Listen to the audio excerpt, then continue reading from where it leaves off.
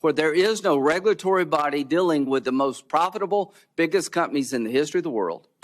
They can't be sued, and there's not one law on the book that's meaningful protecting the American consumer. While sexual exploitation of children online is a very serious problem, Lindsey Graham thinks the solution is to have the government regulate the internet and to get rid of Section 230, which would essentially end the internet as we know it. Platforms can be addictive if used too often. Section 230, it exists today, is got to give. Imagine if Facebook and X and Instagram were liable for everything users said on their platform. You wouldn't be able to say anything and they wouldn't let you say anything. It would be one of the greatest blows to free speech of our time. But believe it or not, that wasn't even the worst part of what Graham said. Social media companies, as they are currently designed and operate, are dangerous products.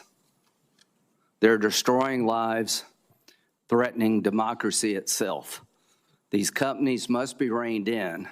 Mr. Zuckerberg, you and the companies before us, I know you don't mean it to be so, but you have blood on your hands. Say what? But you have blood on your hands. You, Lindsey Graham, the biggest neocon warmonger ever, a man who's never met a war he didn't like, is accusing others of having blood on their hands? But you have blood on your hands. You've got to be kidding me. We're in a religious war. Level the place. Take the war to the Ayatollah's backyard. Let me just understand you, just to be clear.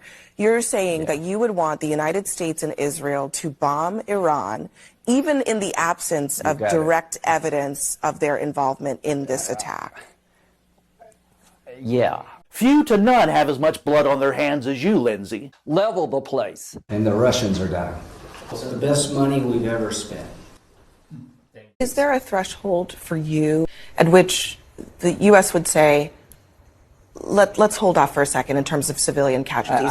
Is there a point at which you would start to question? No, if somebody asked us after World War II, is there a limit what you would do to make sure that Japan and Germany don't conquer the world? Is there any limit what Israel should do to the people who are trying to slaughter the Jews? The answer is no. There is no limit. But you have blood on your hands. Lindsey Graham accusing anyone of having blood on their hands is like, I don't know, Bill Cosby giving dating advice or Dominic Toretto teaching a safety driving course. But you have blood on your hands. Each is so glaringly ridiculous that you really don't have to say it until you do. But you have blood on your hands.